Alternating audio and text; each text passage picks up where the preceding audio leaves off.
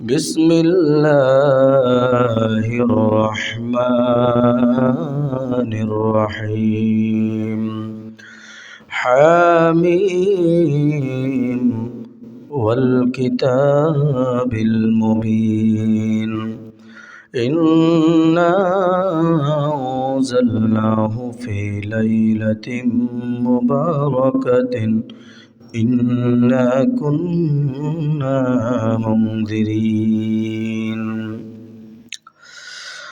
قال رسول الله صلى الله تعالى عليه وسلم إذا كانت ليلة النصف من شعبان فقوموا ليلها وصوموا يومها فإن الله تعالى بغروب الشمس إلى السماء الدنيا ألا من مستغفر فأغفر له ألا من مسترزق فأرزقه ألا من مبتلى فأعافيه ألا كذا حتى يطلع الفجر إن الله وملائكته يصلون على النبي يا أيها الذين آمنوا صلوا عليه وسلموا تسليما اللهم صل على وشفيعنا وحبيبنا ومولانا محمد صلى الله عليه وعلى آله وأصحابه وبارك وسلم اللهم صل على ونبينا وشفيعنا وحبيبنا ومولانا محمد صلى الله عليه وعلى آله وأصحابه وبارك وسلم بلغ العلا بكماله كشف الدجى بجماله حسنت جميع خصاله صلوا عليه محمد مصطفى तुम है हबीब पाक दावर हो शफीअ आसिया मुश्किल कुशाए रोज़ महशर हो बलगल उला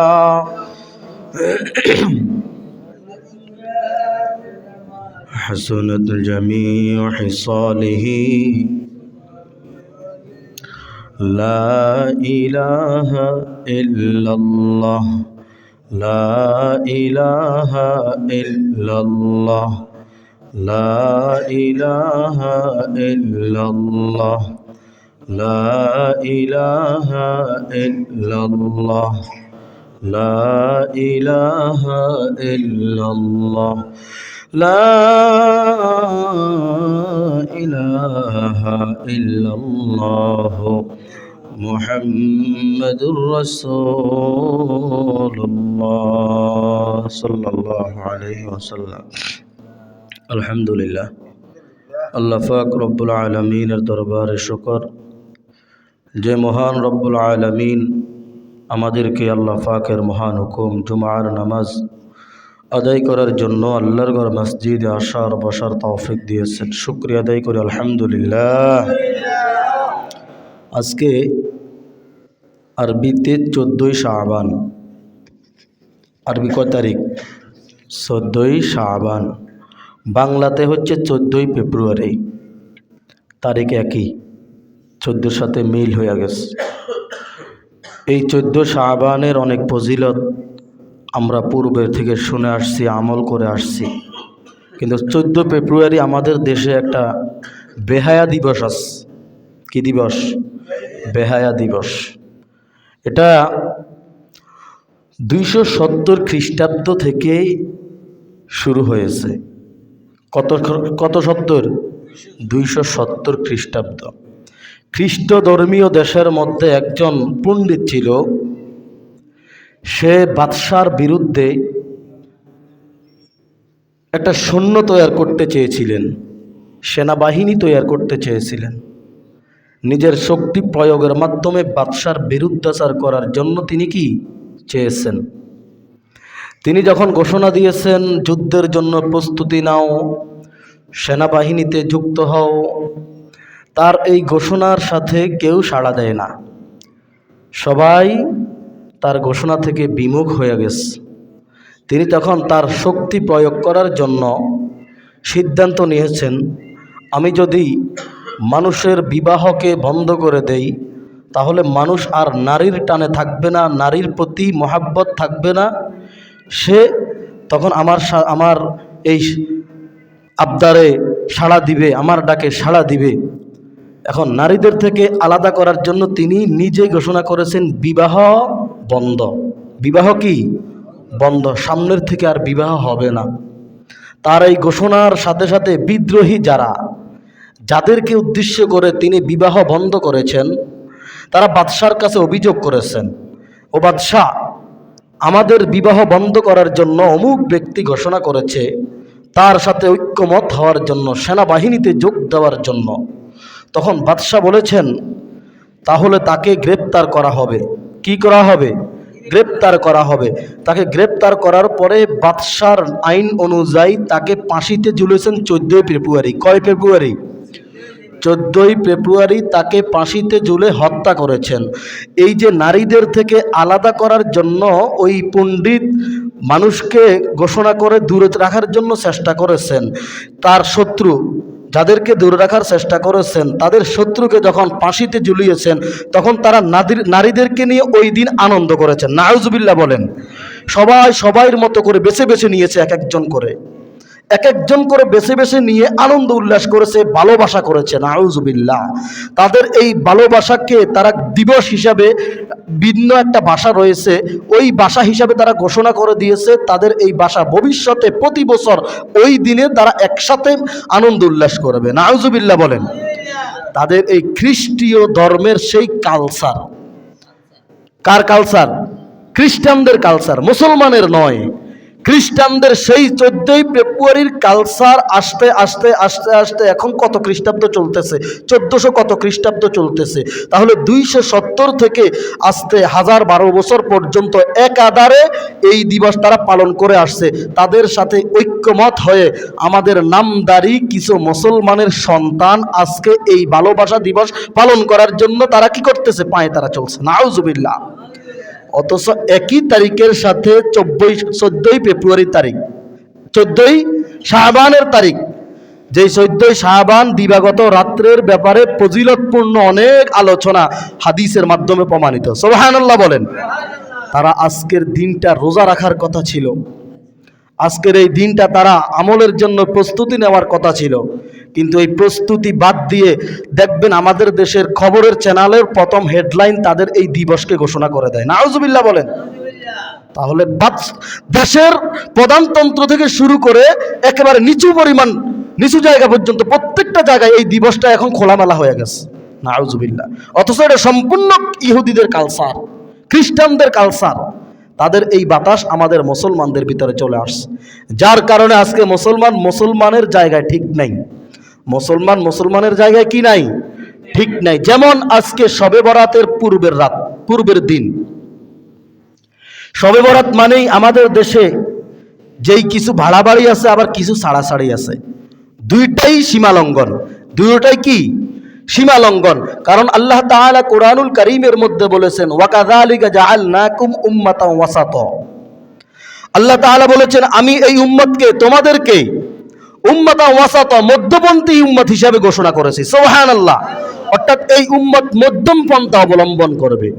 বেশি বাড়াবাড়িও করা যাবে না, আবার বেশি ছাড়াছাড়িও করা যাবে না। শহরে বন্দরে কিছু জায়গায় আজকের এই দিনটাকে কেন্দ্র করে তারা কিছু বাড়াবাড়ি করে।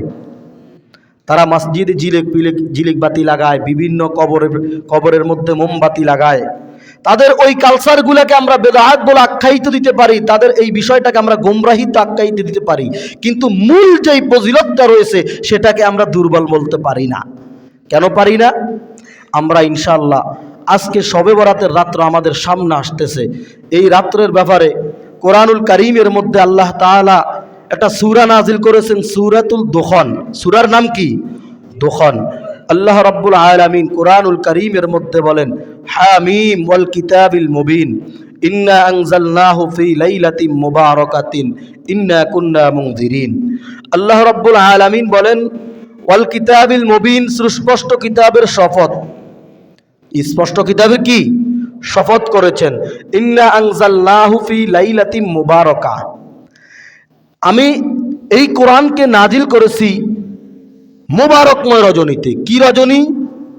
মুবারকময় রজনীতে। লাইলাতিন মুবারাকাতিন ইন্না কুন্না মুনজিরিন।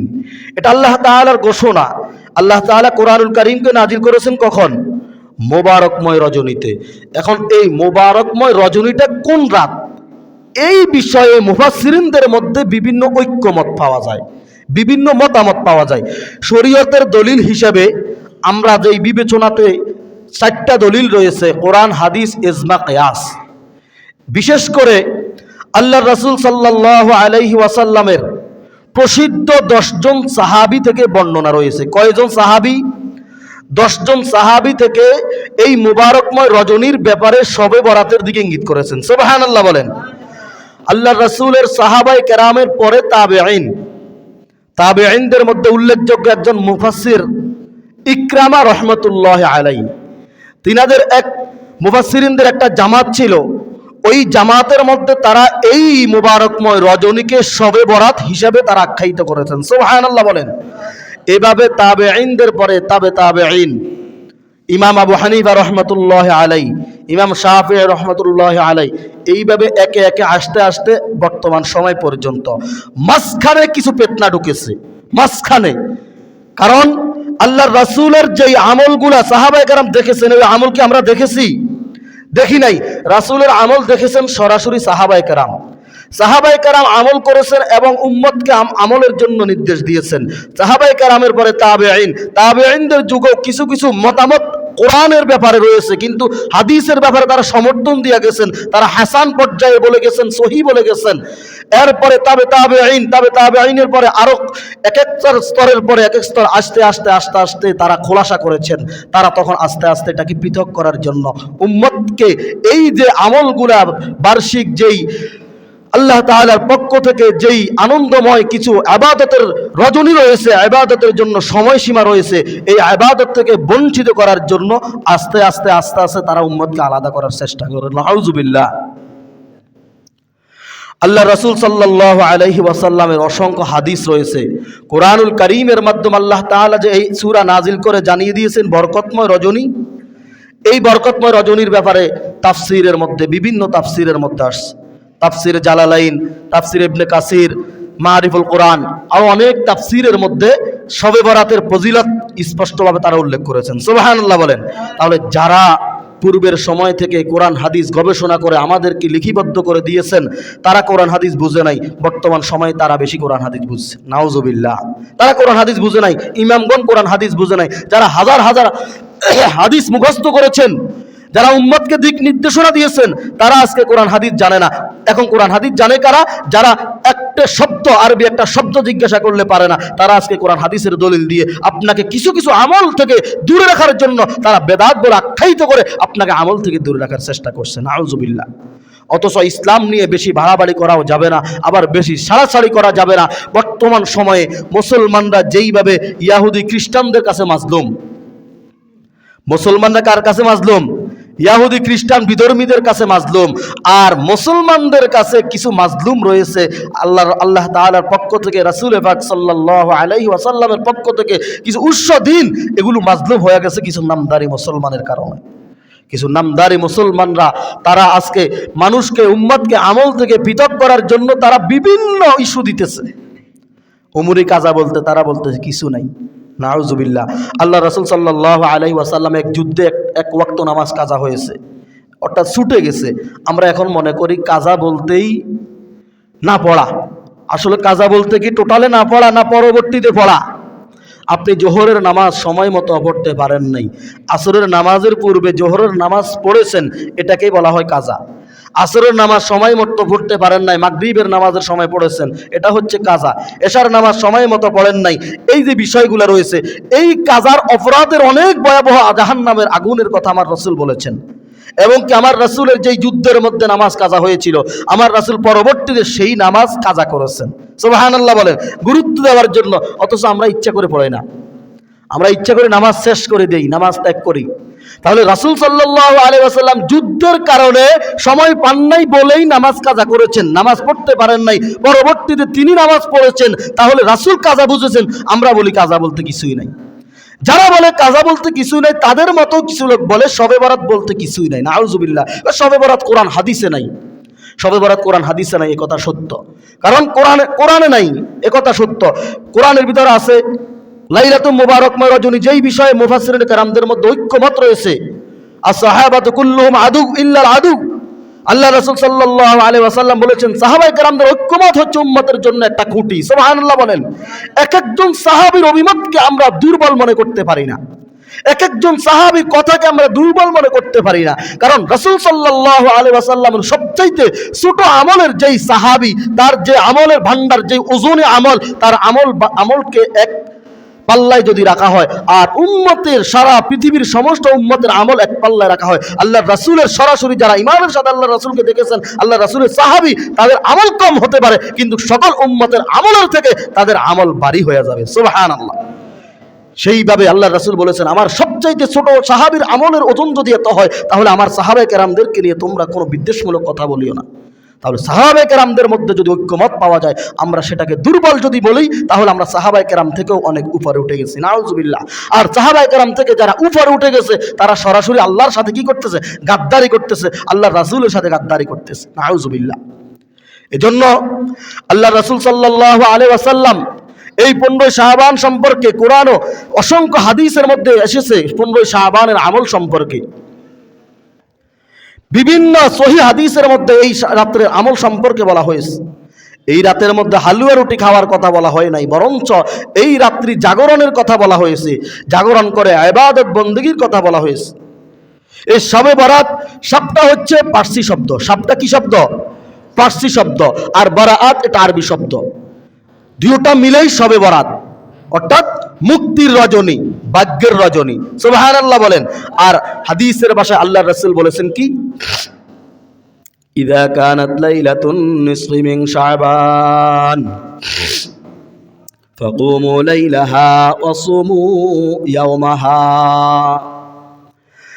আল্লাহর রাসূল সাল্লাল্লাহু আলাইহি ওয়াসাল্লাম সাহাবায়ে কেরামদেরকে জানায়া দেন, ও দুনিয়ার, ও আমার উম্মতগণ, ও সাহাবায়ে কেরাম, ইযা কানাত লাইলাতুন নিসফি মিন শাবান, যখন তোমাদের সামনে শাবান মাসের 15 তারিখ দিবাগত রাত আসবে, শাবান মাসের 14 তারিখের পরে যেই রাত্র আছে, এই রাত্র যখন তোমাদের সামনে আসবে, মিন শাবান ফাকুমু লাইলাহা, তখন তোমরা রাত্রিতে ইবাদত বন্দেগী করো। সুবহানাল্লাহ।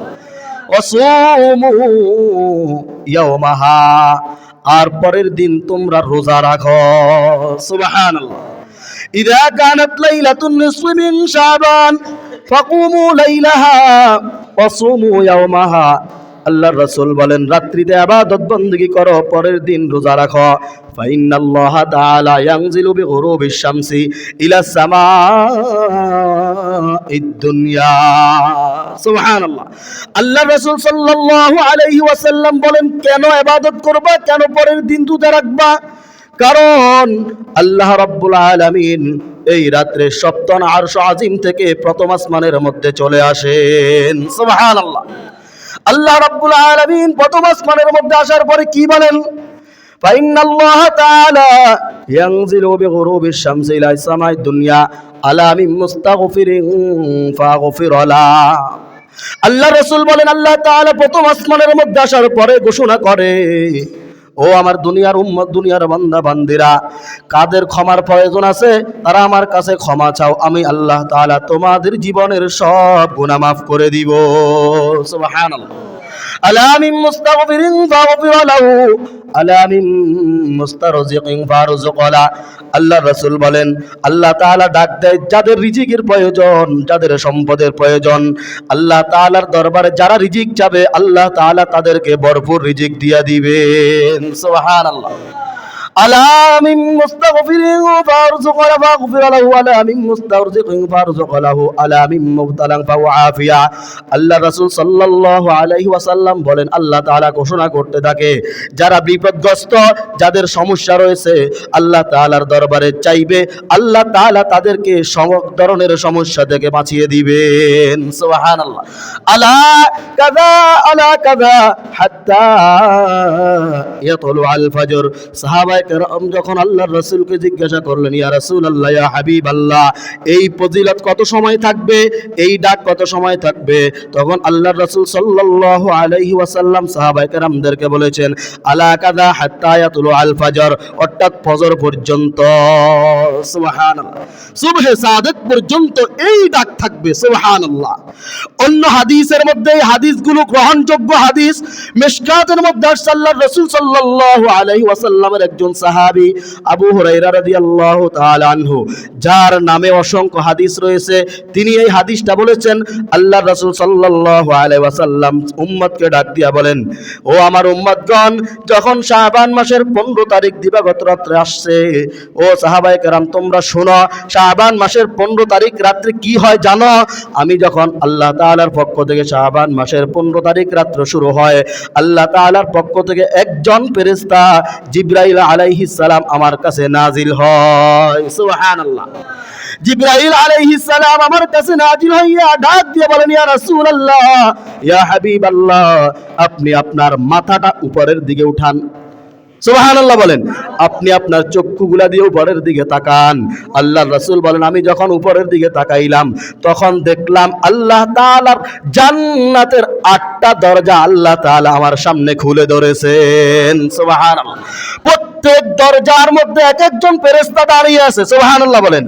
প্রথম দরজার মধ্যে একজন ফেরেশতা ডাক দিতেছেন আর বলতেছেন, আজকে ওই উম্মতের জন্য সুসংবাদ যারা আজকে রাত্রে রুকু করবে। সুবহানাল্লাহ। দ্বিতীয় দরজার মধ্যে সুসংবাদ দেয় যারা আজকে রাত্রে সিজদা করবে। তৃতীয় দরজার মধ্যে সুসংবাদ দিতেছে, আল্লাহর রাসূল বলেছেন, তৃতীয় দরজার মধ্যে সুসংবাদ দিতেছে যারা আজকে রাত্রে আল্লাহ তাআলার দরবারে দোয়া করবে। সুবহানাল্লাহ বলেন। চতুর্থ দরজার মধ্যে একজন ফেরেশতা সুসংবাদ দিতেছে, ওই উম্মতের জন্য সুসংবাদ যারা আজকে রাত্রে কান্নাকাটি করবে। সুবহানাল্লাহ। পঞ্চম দরজার মধ্যে একজন সুসংবাদ দিতেছে যারা আজকে রাত্রে জিকির করবে। ষষ্ঠ দরজার মধ্যে একজন ফেরেশতা সুসংবাদ দিতেছে আজকে রাত্রটা প্রত্যেক মুসলমানদের জন্য সুসংবাদ। সুবহানাল্লাহ। সপ্তম দরজার মধ্যে একজন সুসংবাদ দিতেছে আজকে রাত্রে আল্লাহ তাআলার দরবারে বান্দা বান্দি যাই চাইবে আল্লাহ তাআলা বান্দা বান্দীদেরকে তাই দিয়া দিবেন। সুবহানাল্লাহ। আর অষ্টম দরজার মধ্যে একজন ফেরেশতা ডাক দিতেছে আজকে রাত্রে যারা গুনাহ মাফ চাইবে আল্লাহ রাব্বুল আলামিন তাদের গুনাহ খাতা মাফ করে দিবেন। সুবহানাল্লাহ। সাহাবায়ে কেরাম জিজ্ঞাসা করলেন, ইয়া রাসূলুল্লাহ, ইয়া হাবিবাল্লাহ, আল্লাহ তাআলা আজকে রাত্রে কত মানুষকে ক্ষমা করবেন? আল্লাহর রাসূল সাল্লাল্লাহু আলাইহি ওয়াসাল্লাম জানায়া দেন, ও সাহাবায়ে কেরাম, বনু কালব একটা গোত্র, মক্কার বিশেষ করে আরব দেশের মধ্যে তৎকালীন সময়ের মধ্যে বিভিন্ন গোত্র ছিল, তারা বকরি লালন পালন করতেন। আল্লাহর রাসূল একটা বকরি দিয়ে উদাহরণ দিয়েছেন, যেই গোত্রটার মূল বংশ ছিল কালব, বনু কালব গোত্র। গোত্রের মূল বংশের নাম কি? বনু কলব গোত্র। আল্লাহর রাসূল সাল্লাল্লাহু আলাইহি ওয়াসাল্লাম জানায়া দেন, বনু কলব গোত্রের যেই বকরিগুলা রয়েছে এই বকরিগুলার মধ্যে এক একটা বকরির মধ্যে যত পরিমাণ পশম রয়েছে তার চাইতে কোটি কোটি গুণ মানুষকে আল্লাহ রাব্বুল আলামিন আজকে রাত্রে মাফ করে দিবেন। সুবহানাল্লাহ। এই যে দুই ব্যক্তির কথা, এক হাদিস, এটা সহিহ হাদিসের মধ্যে দুই ব্যক্তির কথা বলা হয়েছে। দুই ব্যক্তিকে মাফ করা হবে না, নাউজুবিল্লাহ বলেন। এক ব্যক্তি হচ্ছে কে? মুশরিক, শিরককারী। এক ব্যক্তিকে শিরককারী, আর হচ্ছে আরেকটা হচ্ছে হিংসুক। আরেক ব্যক্তিকে হিংসুক। এই দুই ব্যক্তিকে ছাড়া আল্লাহ রাব্বুল আলামিন যাকে ইচ্ছা তাকে এই রাত্রে মাফ করে দেন। সুবহানাল্লাহ বলেন। আরো হাদিস, অসংখ্য হাদিস পাওয়া যায়। আরেকটা হাদিসের মধ্যে, সেই হাদিসটি হচ্ছে আল্লাহর রাসূলের মা আয়েশা সিদ্দিকা রাদিয়াল্লাহু তাআলা আনহা থেকে হাদিস বর্ণিত। আজকে যেই সহিহ হাদিসগুলোকে কাটছাট করে যারা বলতেছে তারাবির নামাজ দিয়ে যারা মানুষকে বিভ্রান্ত করে, যারা রমজান মাস আসলে দেখবেন আপনাদেরকে ঘোষণা দিবে আল্লাহ রাসূল রমজান এবং রমজানের বাহিরে 8 রাকাতের বেশি পড়ে নাই। এই কথা বলে রমজান মাসে যেই মাসে নফল ইবাদত করলে ফরজের সমান সওয়াব, সুবহানাল্লাহ বলেন, যেই মাসে 1 রাকাত সুন্নাত পড়লে 1 রাকাত ফরজের সমান সওয়াব, সুবহানাল্লাহ, 1 রাকাত ফরজ পড়লে 70 রাকাত ফরজের সওয়াব, সুবহানাল্লাহ। ওই মাসে আপনাকে আমাকে আমল থেকে নামাজ থেকে দূরে রাখার জন্য একদল লোক আল্লাহর রাসূলের তাহাজ্জুদ নামাজের হাদিসকে দলিল প্রমাণ করে আপনাকে তারাবি থেকে আলাদা করার চেষ্টা করে। নাউজুবিল্লাহ বলেন। তাহলে বাকি 11 মাস আপনারা কোথায় থাকেন? কি বলেন? আল্লাহ রাসূল রমজান এবং রমজানের বাহিরে সারা বছর 11 রাকাত পড়ছেন, শুধু রমজান মাস আসলে আল্লাহ রাসূলের এই হাদিস সহিহ হাদিসের প্রমাণ দিতে যান। আর রমজানের বাহিরে আপনি কোথায় থাকেন? রমজানের বাহিরে বলেন ভিতরের নামাজ 1 রাকাত, অথচ মুসলমানের 1 রাকাত কোনো নামাজ নাই। মুসলমানের 1 রাকাত কোনো কি নাই, নামাজ নাই। রমজানের বাহিরে যদি 1 রাকাত ভিতর হয়, তাহলে রমজানে 8 রাকাত যদি তারাবি হয়, তাহলে 9 রাকাত। আপনি তো সহিহ হাদিসকে অস্বীকার করেছেন, কারণ আল্লাহ রাসূল রমজান এবং রমজানের বাহিরে 11 রাকাত পড়েছেন। আপনি রমজান আসলে 11 রাকাত দলিল দেন, রমজানের বাহিরে গেলে আপনি ভিতরের নামাজে 1 রাকাত করেন, তখন বাকি 2 রাকাত কোথায় যায়? এজন্য এদের উদ্দেশ্য ভালো না, এদের উদ্দেশ্য হচ্ছে উম্মতকে আমল থেকে দূরে রাখা। নাউজুবিল্লাহ বলেন। এজন্য আল্লাহর রাসূলের সহিহ রেফারেন্স থেকে যে হাদিসগুলো পাওয়া যায় উম্মতের জন্য আজকে রাত্রে অনেক গুরুত্বপূর্ণ, ফজিলতময় রজনী। এই রাত্রের ব্যাপারে সাহাবায়ে কেরামদের মধ্যে যদিও মতামত ছিল, সাহাবায়ে কেরামের মধ্যে এই রাত্রের ব্যাপারে তারা আমল গ্রহণযোগ্য বলেছেন, আমল করেছেন, তাবেঈন আমল করেছেন, তাবেঈন আমল করেছেন। আমরা অতি বাড়াবাড়ি করি, এজন্য আজকে আমাদের মাঝে ফিতনা। আল্লাহ তাআলা কি বলেছেন? ওয়াকাযালিকা জাআলনাকুম উম্মাতান ওয়াসাতা, এই উম্মতকে আমি নিজেই ঘোষণা করেছি মধ্যম পন্থা অবলম্বন করো।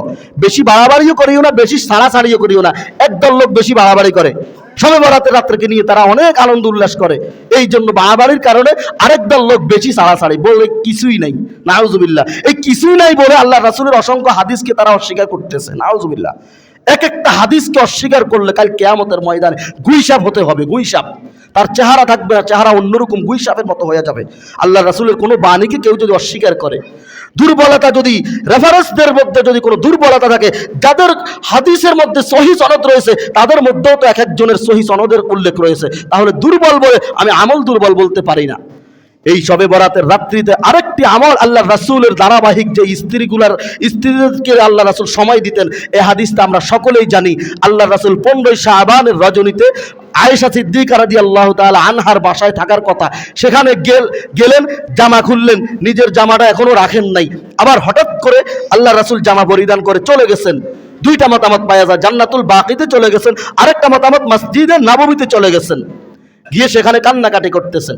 আয়েশা সিদ্দিকা রাদিয়াল্লাহু তাআলা আনহা, রাসূলদের স্ত্রীদের মধ্যেও সন্দেহ ছিল, তিনি সন্দেহ করে আল্লাহ রাসূলের পিছনে পিছনে চলে গেছেন, যে ইয়া রাসূল, আমার রাসূল কোথায় গেছে? আজকে আমার বাসায় থাকার কথা, আমাকে ধোঁকা দিলেন কেন? মনের মধ্যে সন্দেহ আসছে। গোপনে গোপনে গিয়ে দেখতেছে আল্লাহ রাসূল কান্না করে। সুবহানাল্লাহ বলেন।